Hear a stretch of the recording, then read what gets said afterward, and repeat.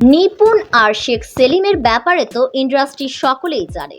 তাদের বিষয়টা ওপেন সিক্রেটের মতো। নিপুণের হাতে নেই কোনো ভালো সিনেমা, তারপরও সে এত জাঁকজমকভাবে জীবন কাটাচ্ছে। সবই শেখ সেলিমের দাপটে। এমনকি সহকর্মীদের মধ্যেও চলতো নিপুণ শেখ সেলিমকে নিয়ে রসালো গল্প। তবে মাথার উপর শেখ পরিবারের সদস্য সেলিমের ছাতা থাকায় কেউ টু শব্দ করতে পারেনি নিপুণের বিরুদ্ধে। তবে অনেক সময় জায়েদ খান ডিপজল কথা বলেছে। শেখ সেলিমের দাপট কাজে লাগিয়ে নিপুণ ইন্ডাস্ট্রিতে অনেককে হুমকি দিত। সে দেশ বিদেশে ঘুরে বেড়াতো নিপুণ। নিপুণের বাসার একাধিক অনুষ্ঠানে শেখ সেলিমকে দেখা গিয়েছে। আবার নিপুণের মেয়ের জন্মদিনে শেখ সেলিমের সাথে নিপুণকে দেখা গেছে। নিপুণ আক্তার চিত্রনায়িকা হলেও এই পরিচয় ছাপিয়ে তিনি হয়ে উঠেছিলেন শেখ ফজলুল করিম সেলিমের রক্ষিতা।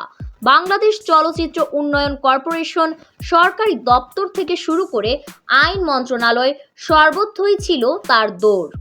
শেখ ফজলুর রহমান সেলিম ওরফে শেখ সেলিম শেখ হাসিনা সরকারের অত্যন্ত প্রভাবশালী ব্যক্তি। সম্পর্কে শেখ হাসিনার ফুফাতো ভাই। প্রধানমন্ত্রীর পরেই তার সবচেয়ে বেশি প্রভাব ছিল বলে মনে করা হয়। জনসমক্ষে নিপুণ শেখ সেলিমকে আঙ্কেল বলে সম্বোধন করলেও তাদের একান্ত ঘনিষ্ঠতা সম্পর্কে জানতো অনেকেই। এরই পরিপ্রেক্ষিতে রাজুক থেকে শত শত কোটি টাকা হাতিয়ে নিয়েছে নিপুণ। 2014 সালের পর থেকেই রাজুকে আধিপত্য বিস্তার করে নিপুণ। 2016 সালের জানুয়ারিতে রাজধানীর অভিজাত এলাকা বনানীতে নিপুণ গড়ে তোলে তার প্রসাধনী ও লাইফস্টাইল কেন্দ্রিক প্রতিষ্ঠান টিউলিপ নেলস অ্যান্ড স্পা। সাধারণত শেখ সেলিমের মতো নেতা পার্লার উদ্ভাবন করার কথা না হলেও নিপুণের এই পার্লারের আনুষ্ঠানিক উদ্বোধন করেছিলেন তিনি। এই পার্লারকে কেন্দ্র করে বনানীর মতো অভিজাত এলাকায় নিপুণ গড়ে তুলেছেন অনৈতিক বাণিজ্যের বৈধ হাট। তার পার্লারে কর্মরত কোনো মেয়ে অনৈতিক কাজ করতে আপত্তি জানালে তাকে মামলার ভয় দেখাতেন নিপুণ। ডেকে আনতেন পুলিশ, রেগে গিয়ে মারধরও করতেন তিনি। কথিত রয়েছে এই পার্লারটি তাকে উপহার হিসেবে দিয়েছে শেখ সেলিম।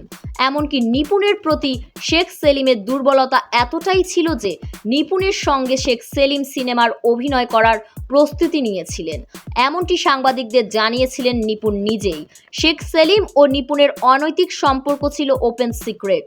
এই বার্তা পৌঁছে যায় শেখ সেলিমের পরিবারের সদস্যদের কাছেও, যে কারণে শেষ পর্যন্ত সিনেমাটি আর করা হয়নি। তবে সিনেমা না করলেও এফডিসিতে নিপুণকে বিশাল প্রভাব বিস্তারের সুযোগ দিয়েছিলেন শেখ সেলিম। নিপুণের সঙ্গে বেবি নামের এক অভিনয় শিল্পীর সম্পর্কে ফাটল ধরলে সে এই বিষয়ে নিজেই গণমাধ্যমকে বলেন যে শেখ সেলিমের নাম ভাঙিয়ে চলেন নিপুণ। তার পেছনে কালো টাকার লোক আছেন।